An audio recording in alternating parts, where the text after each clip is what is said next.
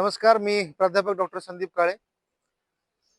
मला या ठिकाणी अनाऊन्स करताना आणि सांगताना अत्यंत आनंद होत आहे की जो असोसिएशन ऑफ इंडियन युनिव्हर्सिटी आणि एमजीएम युनिव्हर्सिटी छत्रपती संभाजीनगर यांच्या संयुक्त विद्यमाने आयोजित केलेल्या 39व्या आंतरराज्यस्तरीय आंतरविद्यापीठ युवक महोत्सवामध्ये स्वामी रामानंद तीर्थ मराठवाडा विद्यापीठाने घवघवीत यश संपादन केलेलं आहे.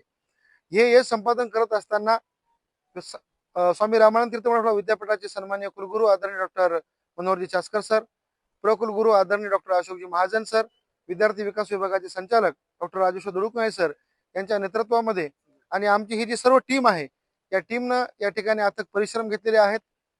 यामध्ये आम्हाला एकंदरीत या 30 विद्यापीठांमधून म्हणजे महाराष्ट्र, गोवा, मध्य प्रदेश आणि छत्तीसगड या 4 राज्यांमधून स्वामी रामानंद तीर्थ मराठवाडा विद्यापीठाने सर्व तृतीय क्रमांकाची चॅम्पियनशिप या ठिकाणी प्राप्त केलेली आहे.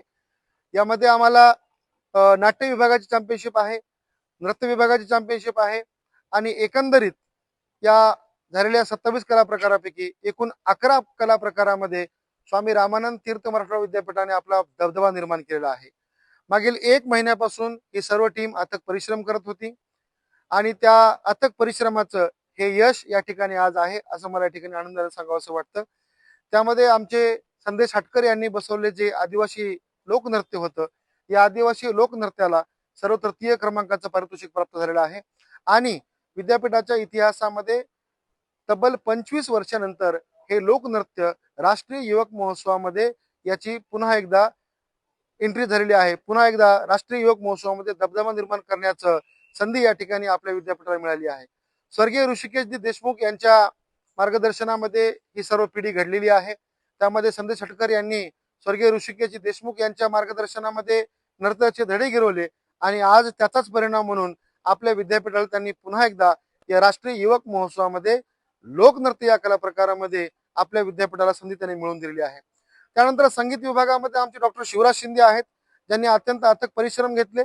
मागच्या वर्षी सुद्धा त्यांच्या नेतृत्वामध्ये आपला जो फोक ऑर्केस्ट्रा आहे तो राष्ट्रीय युवक महोत्सवासाठी पात्र झाला आणि याही वर्षी त्यांचा जो फोक ऑर्केस्ट्रा आहे ती सर्व टीम आपली राष्ट्रीय युवक महोत्सवासाठी या ठिकाणी पात्र झालेली आहे. त्यानंतर नाट्य विभागामध्ये आमचे दिलीप डोंबे आहेत, आमचे महेश घुंगरे आहेत, यांनी सुद्धा अथक परिश्रम घेतले. आम्ही सादर केलेली एकांकिकेला पूर्ण युवक महोत्सवामध्ये प्रतिसाद मिळाला. आपल्याला माईमचं या ठिकाणी द्वितीय पारितोषिक आहे, स्किटचं द्वितीय पारितोषिक आहे आणि सगळ्यात अभिमानाची बाब म्हणजे आपल्या विद्यापीठाला या नाट्य विभागाची चॅम्पियनशिप मिळालेली आहे. त्यानंतर आमच्यासोबत ही सर्व गुणी विद्यार्थी आहेत. त्याचबरोबर वक्तृत्व वादविवाद यासाठी किरण देशमुख सुद्धा यांनी अथक परिश्रम घेतले. वादविवाद स्पर्धेमध्ये आपल्याला 4थ्या क्रमांकाचं पारितोषिक मिळालं.